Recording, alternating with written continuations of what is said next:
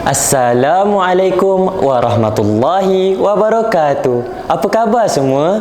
Alhamdulillah, saya harap semua berada dalam keadaan yang sihat dan sejahtera. Bulan Syawal ni mesti ramai yang nak makan setiap hari kan? Tapi makan juga, kesihatan kena jaga.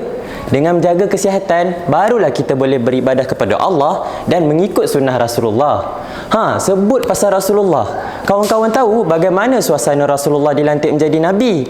Rasulullah menjadi Nabi ketika umat manusia masih jahil dan kejam. Mereka merompak, melakukan zina, membunuh, mencuri dan pelbagai lagi perkara buruk yang mereka lakukan. Ish, dahsyat kan? Syukurlah kita lahir pada zaman ini. Kawan-kawan yang saya kasihi sekalian, saya nak beritahu, marilah kita bersyukur kepada Allah Subhanahu Wa Taala. Kerana apa? Kerana Allah mengutuskan Nabi Muhammad kepada kita.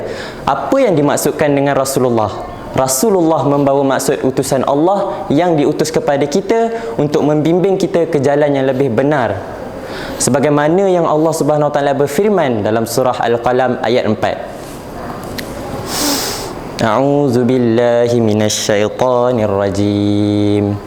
Wa innaka la'ala khuluqin 'azim. Membawa maksud, dan sesungguhnya Muhammad, engkau mempunyai peribadi yang mulia. Allahumma salli ala Sayyidina Muhammad.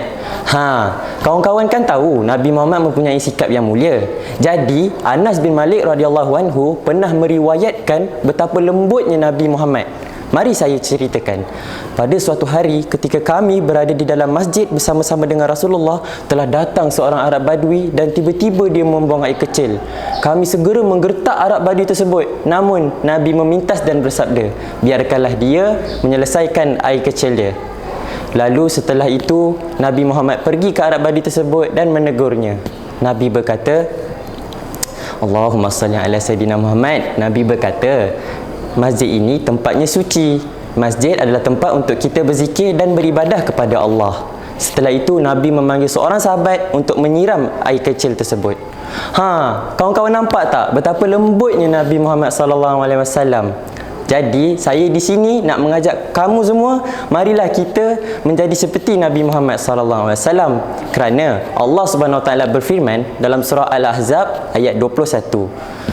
A'udzu billahi minasyaitonir rajim. Laqad kana lakum fi rasulillahi uswatun hasanah.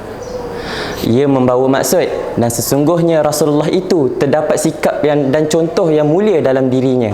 Allahu Akbar. Jadi marilah kita ikut Nabi Muhammad SAW kerana baginda mempunyai sikap seperti jujur, amanah dan pemaaf. Mari saya ceritakan macam mana Nabi Muhammad itu seorang yang pemaaf.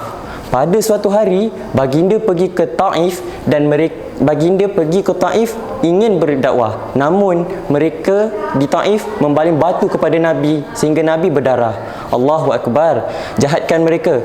Tetapi malaikat menawarkan kepada Nabi untuk menjatuhkan gunung terhadap penduduk Taif.